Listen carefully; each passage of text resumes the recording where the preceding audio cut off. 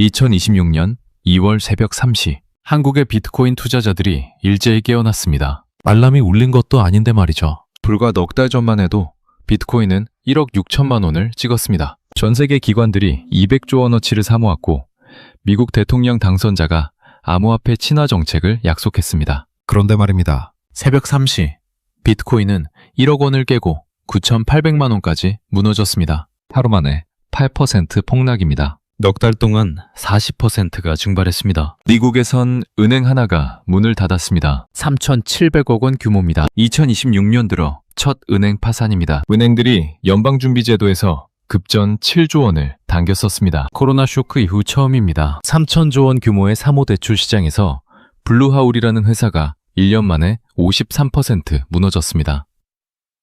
왜일까요? 비트코인 하나 떨어졌다고 은행이 무너지고 금융시장이 흔들리는 걸까요?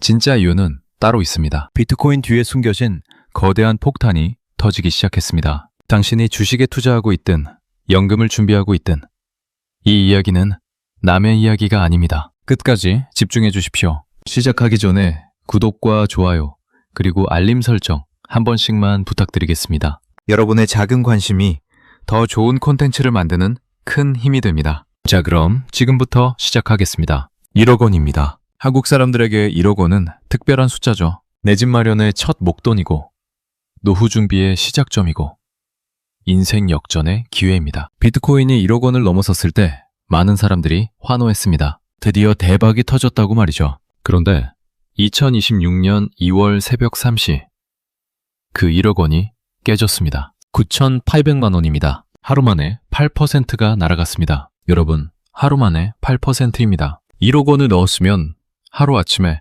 800만 원이 사라진 겁니다. 한 달 월급이 증발한 거죠. 더 무서운 건 이게 하루의 이야기가 아니라는 겁니다. 지난 넉 달을 돌아볼까요?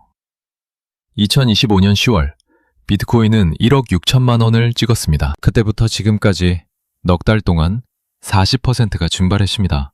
1억 6천만 원이 9,800만 원이 됐습니다. 6,200만 원이 사라졌습니다. 여러분, 6,200만 원입니다. 2025년 10월에 무슨 일이 있었을까요?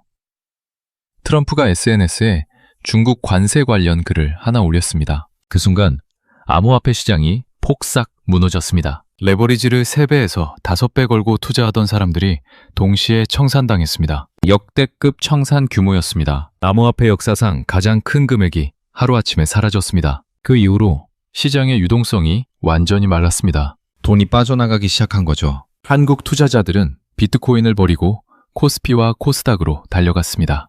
2026년 2월, 코스피가 하락했을 때 개인 투자자들이 역대급 순매수 기록을 세웠습니다. 거래 대금이 60조 원을 넘어섰습니다. 다들 암호화폐에서 도망쳐 나온 겁니다. 미국 투자자들은 어디로 갔을까요?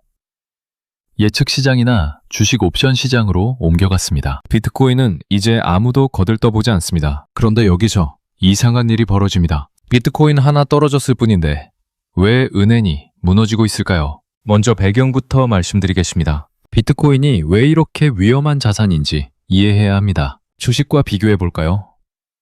주식은 떨어지면 누군가 삽니다. 왜 그럴까요?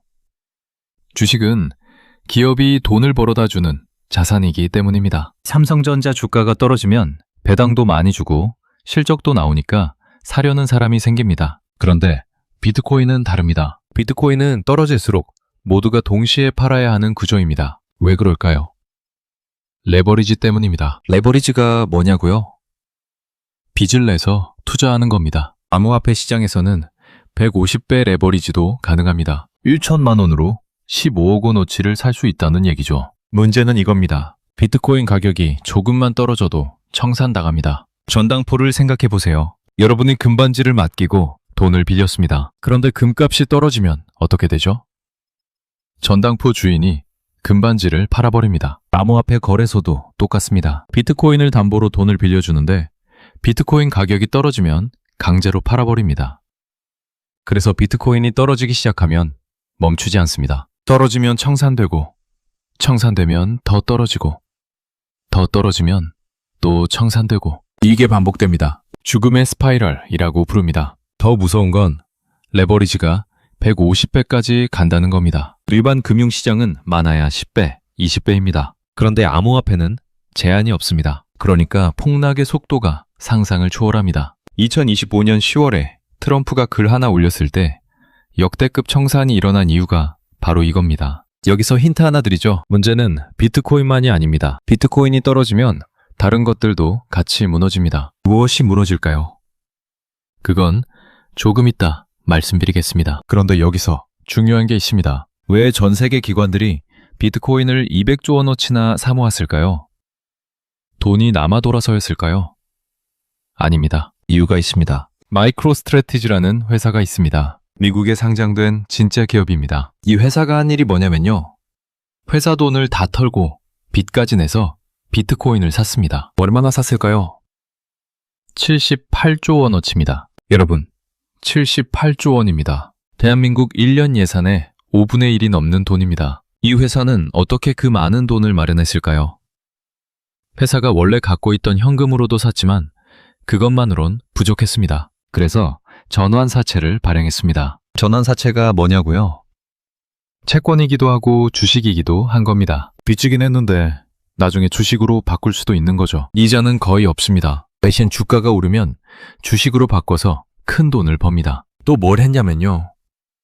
영구 우선주라는 걸 찍었습니다. 이건 배당을 계속 줘야 하는 주식입니다. 마이크로스트래티지는 매년 1조 원 정도를 배당으로 줘야 합니다. 이 회사가 현금이 좀 있긴 합니다. 한 1조 5천억 원 정도요. 그럼 배당 주면서 21개월은 버틸 수 있습니다. 그런데 21개월 지나면 어떻게 하죠? 본업이 있는 것도 아닌데 말이죠. 여기서 가장 중요한 숫자를 말씀드리죠. 마이크로스트래티지가 비트코인을 산 평균 가격이 76,000달러입니다. 지금 비트코인 가격이 66,000달러입니다. 이미 손실 구간에 들어간 겁니다. 이 회사가 78조 원을 투자했는데 이미 마이너스입니다. 물가를 감안하면 어떻게 될까요?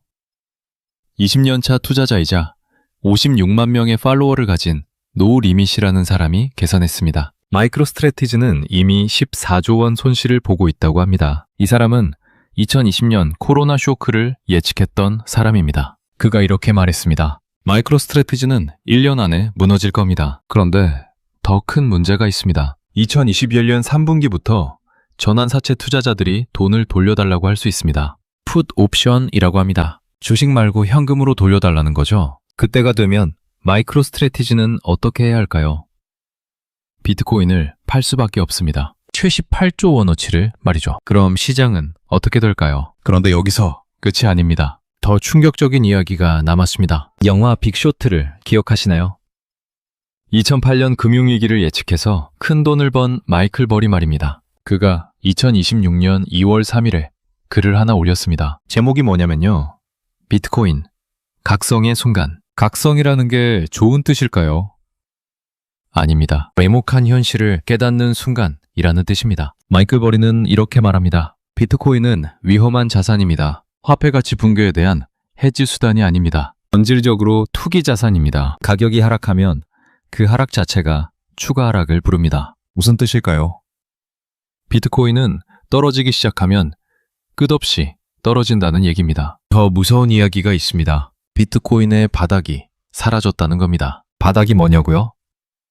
내재 가치입니다. 예전엔 범죄자들이 비트코인을 썼습니다. 익명으로 거래할 수 있으니까요. 그게 비트코인의 바닥이었습니다. 아무리 떨어져도 범죄자들이 사줬으니까요. 그런데 지금은 블록체인 추적이 쉬워졌습니다. 범죄자들도 비트코인을 안 씁니다. 바닥이 사라진 겁니다. 그럼 누가 비트코인을 받쳐주냐고요? 마이크로스트래티지 같은 기업들과 ETF들입니다. 그런데 문제가 뭐냐면요.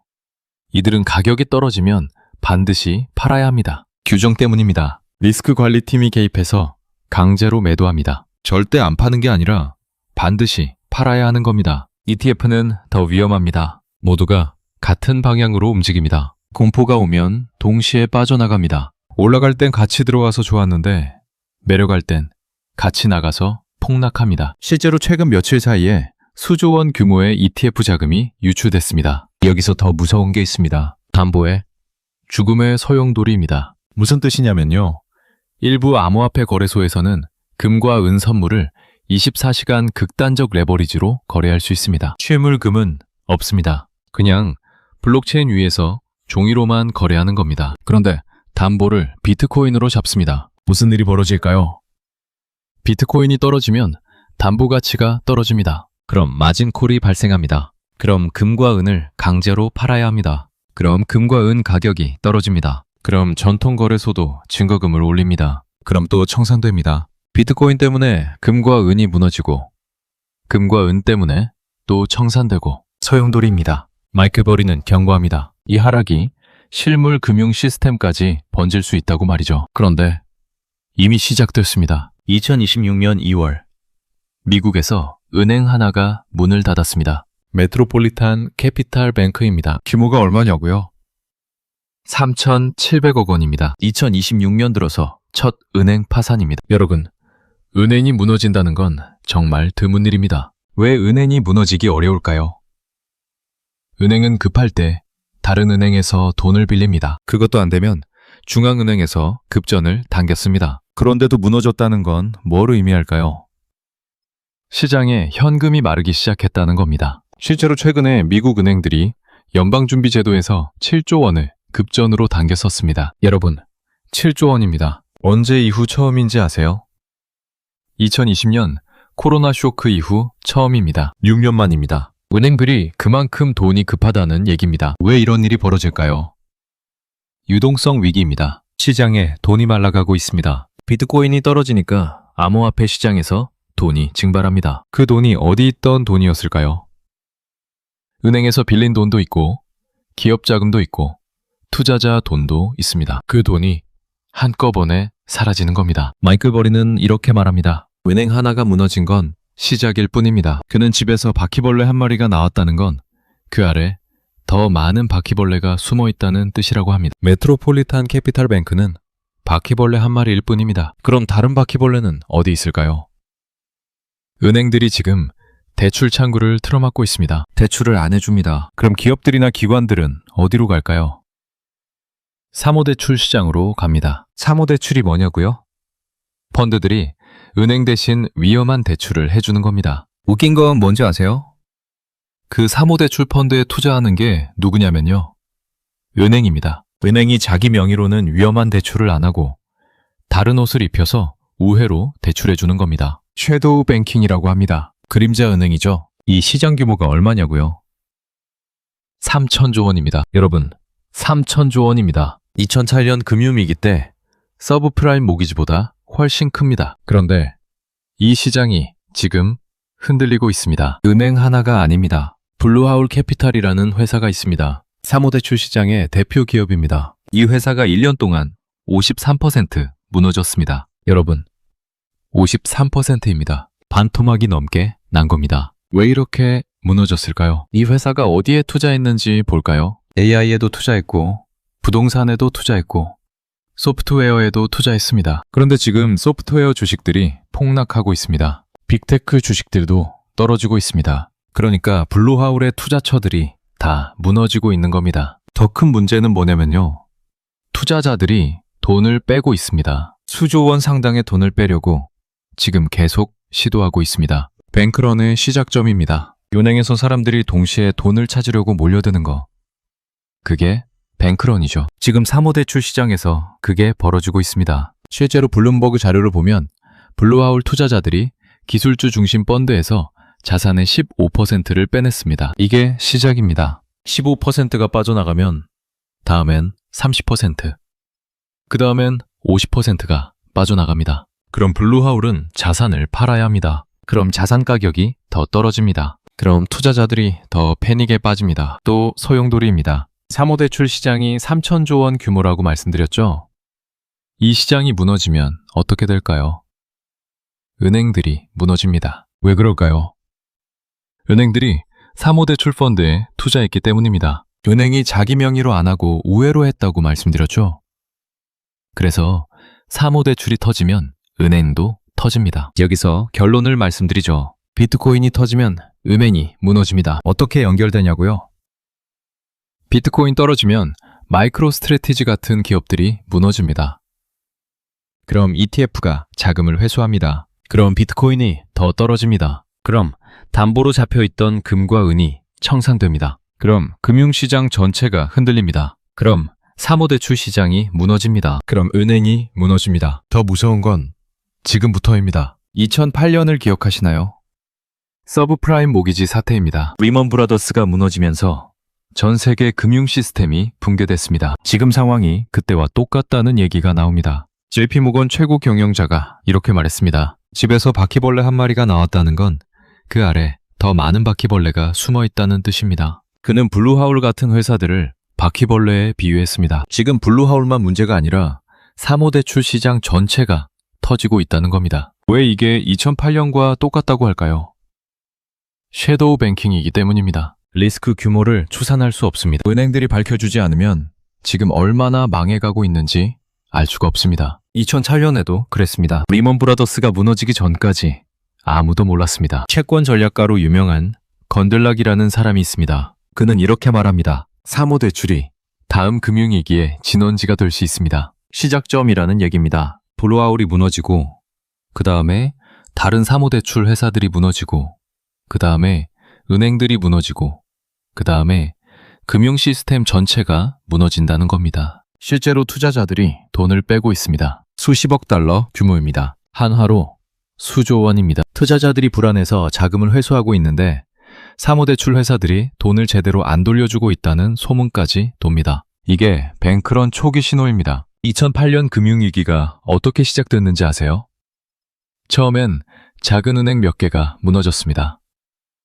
그 다음에 베어스턴스가 무너졌습니다. 그 다음에 리먼 브라더스가 무너졌습니다. 그 다음에 AIG가 무너질 뻔했습니다. 그때 정부가 개입했죠. 지금도 똑같은 순서로 진행되고 있습니다. 메트로폴리탄 캐피탈뱅크가 무너졌습니다. 블루하울이 53% 폭락했습니다. 다음은 누구일까요? 마이크로 스트래티지일까요? 아니면 다른 대형 은행일까요? 아무도 모릅니다. 그런데 한 가지 확실한 건 연쇄 붕괴가 시작됐다는 겁니다. 여기서 상황을 더 악화시키는 게 있습니다. 비트코인이 계속 떨어지고 있다는 겁니다. 이제 가장 중요한 이야기입니다. 마이클 버리가 시나리오를 제시했습니다. 비트코인이 얼마까지 떨어지면 무슨 일이 벌어지는지 단계별로 말이죠. 첫 번째 단계, 7만 달러입니다. 지금 비트코인이 6만 6천 달러입니다. 7만 달러까지 7% 남았습니다. 7만 달러가 깨지면 어떻게 될까요? 마이크로 스트래티지가 6조 원 손실을 봅니다. 여러분, 6조 원입니다. 이 회사가 78조 원을 투자했는데 평균 매수가가 7만 6천 달러니까 7만 달러가 깨지면 본격적으로 손실이 커집니다. 6조 원 손실이 나면 어떻게 될까요?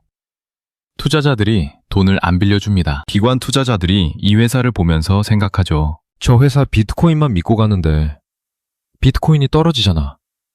돈 빌려주면 안 되겠는걸?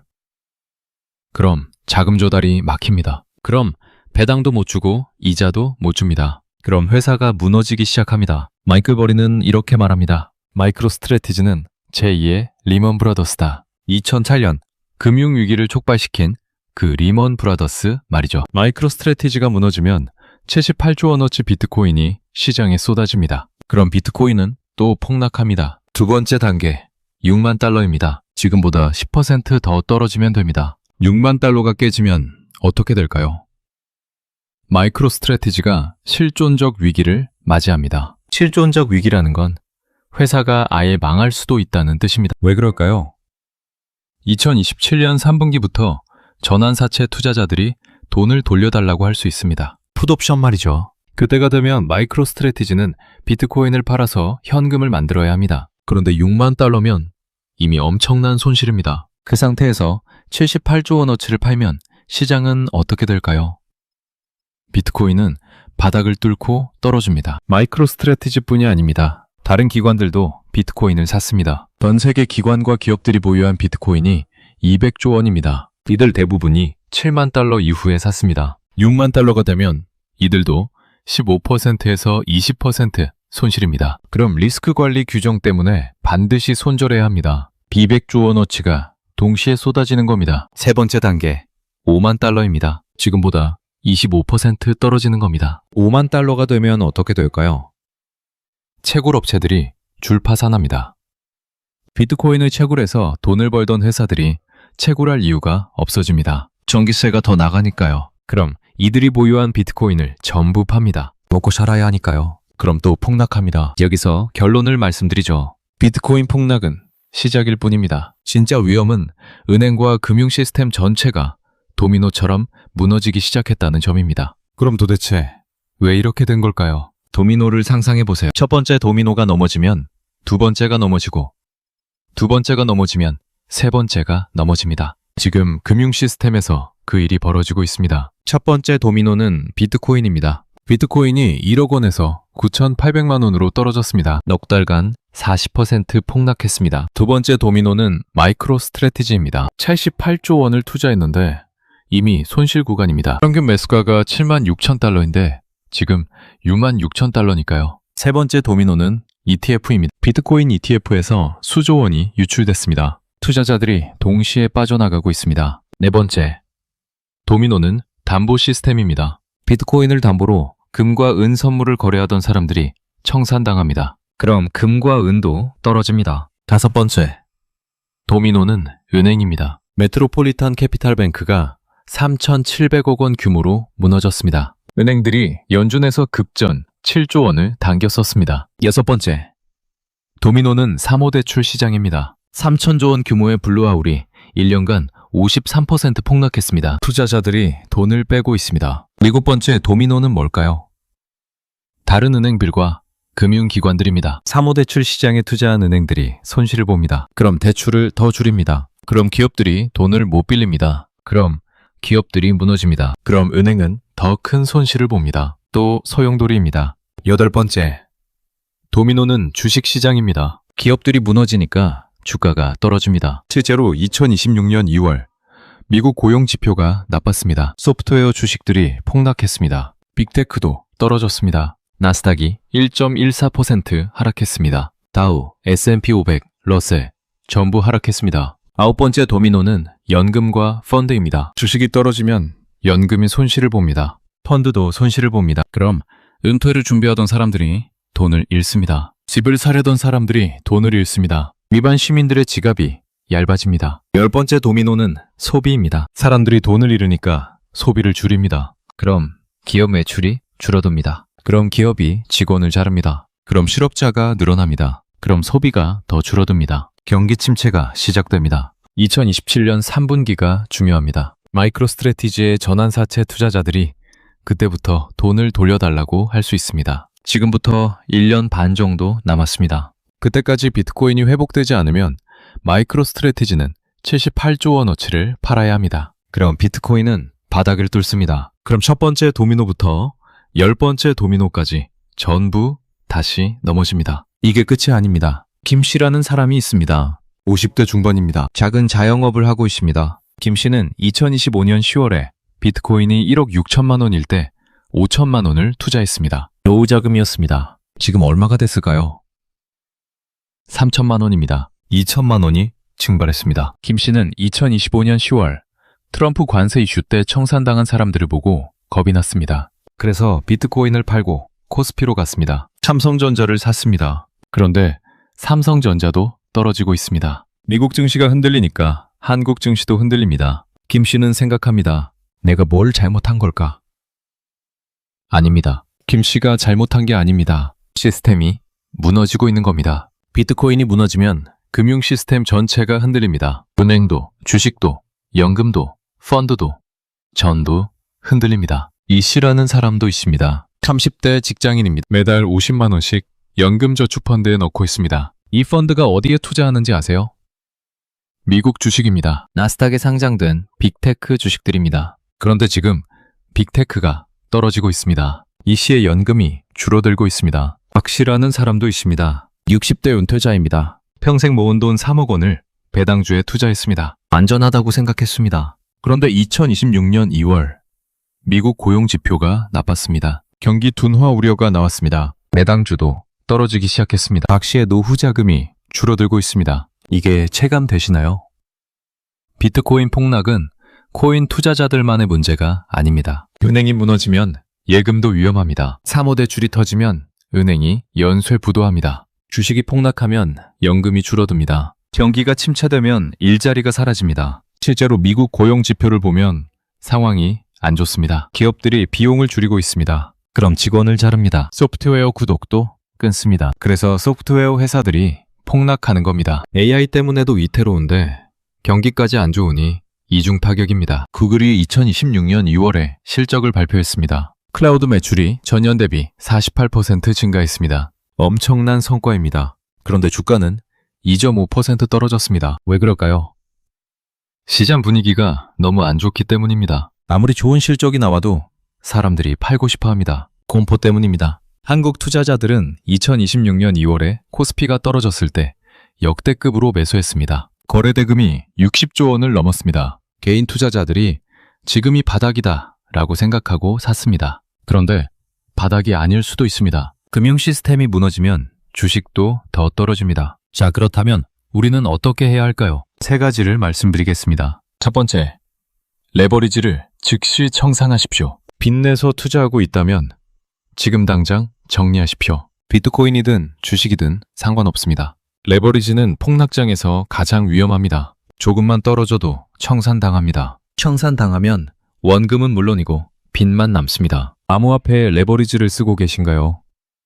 지금 당장 청산하십시오. 비트코인이 7만 달러를 깨면 대규모 청산이 시작됩니다. 6만 달러를 깨면 시스템 붕괴가 시작됩니다. 여러분이 청산당하기 전에 먼저 나오십시오. 주식 레버리지도 마찬가지입니다. 미국 증시가 흔들리고 있습니다. 소프트웨어 주식들이 폭락하고 있습니다. 빅테크도 떨어지고 있습니다. 레버리지를 쓰고 있으면 조금만 더 떨어져도 청산입니다. 지금 손실을 감수하고라도 레버리지부터 정리하십시오. 두 번째, 현금 비중을 확대하십시오. 안전자산을 확보하십시오. 지금은 수익을 내는 시기가 아니라 손실을 줄이는 시기입니다. 방어가 최선의 공격입니다. 현금을 갖고 계십시오. 예금에 넣어두십시오. 금리가 낮아도 상관없습니다. 원금을 지키는 게 우선입니다. 포트폴리오를 점검하십시오. 주식 비중이 얼마인가요?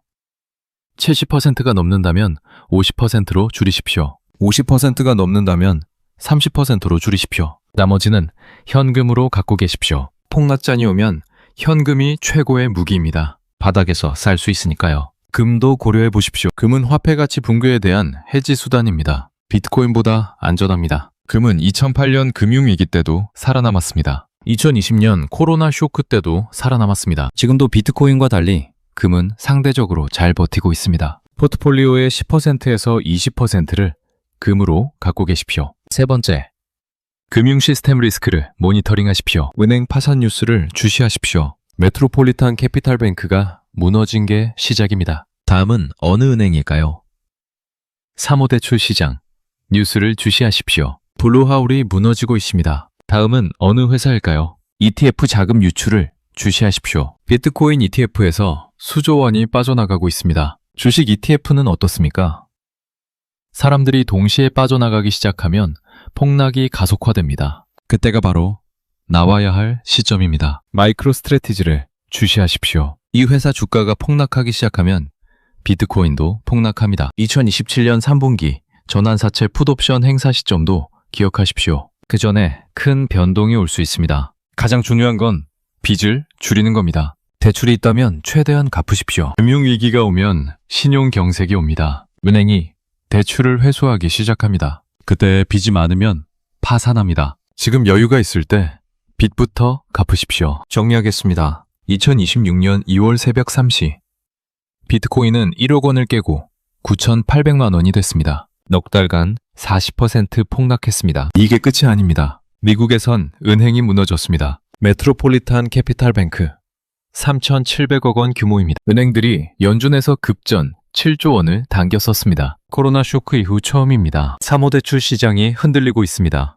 3,000조 원 규모입니다. 블루하울이 1년간 53% 폭락했습니다. 투자자들이 돈을 빼고 있습니다. 뱅크런이 시작됐습니다. 마이크로 스트래티지가 78조 원을 투자했는데 이미 손실 구간입니다. 7만 달러가 깨지면 6조 원 손실입니다. 6만 달러가 깨지면 회사가 무너질 수 있습니다. 도미노가 넘어지고 있습니다. 비트코인이 무너지면 마이크로 스트래티지가 무너집니다. ETF가 무너집니다. 안보 시스템이 무너집니다. 은행이 무너집니다. 사모대출이 무너집니다. 주식이 무너집니다. 연금이 무너집니다. 연기가 무너집니다. 2008년 금융위기가 다시 옵니다. 리먼 브라더스가 무너지면서 전 세계가 흔들렸습니다. 지금 마이크로 스트래티지가 제2의 리먼 브라더스가 될 수 있습니다. 마이크 거리가 경고했습니다. JP모건 최고 경영자가 경고했습니다. 언들락이 경고했습니다. 바퀴벌레 한 마리가 나왔다는 건 그 아래 더 많은 바퀴벌레가 숨어 있다는 뜻입니다. 당신은 준비가 되어 있습니까?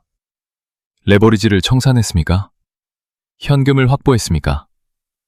금융 시스템 리스크를 모니터링하고 있습니까? 지금은 공격할 시기가 아니라 방어할 시기입니다. 지금은 수익 낼 시기가 아니라 손실 줄일 시기입니다. 역사는 반복됩니다. 1997년 IMF 외환위기, 2008년 글로벌 금융위기, 2026년 비트코인 금융위기. 매번 사람들은 이번엔 다를 거야 라고 말했습니다. 그런데 매번 똑같았습니다. 준비하지 않은 사람은 파산했고 준비한 사람은 기회를 잡았습니다. 당신은 어떤 선택을 하시겠습니까? 지금 당장 레버리지를 청산하고 현금을 확보하시겠습니까? 아니면 괜찮겠지라고 생각하며 그냥 두시겠습니까? 선택은 지금입니다. 비트코인이 7만 달러를 깨기 전에 결정하십시오. 은행이 하나 더 무너지기 전에 결정하십시오. 사모대출 시장이 완전히 붕괴되기 전에 결정하십시오. 선택은 당신의 몫입니다. 하지만 시간은 많지 않습니다. 여러분은 어떻게 생각하시나요? 댓글로 여러분의 의견을 자유롭게 남겨주세요. 구독과 좋아요는 더 나은 콘텐츠를 만드는 데 큰 도움이 됩니다. 알림 설정까지 해두시면 새로운 영상을 가장 먼저 만나보실 수 있습니다. 다음 영상에서 또 만나겠습니다.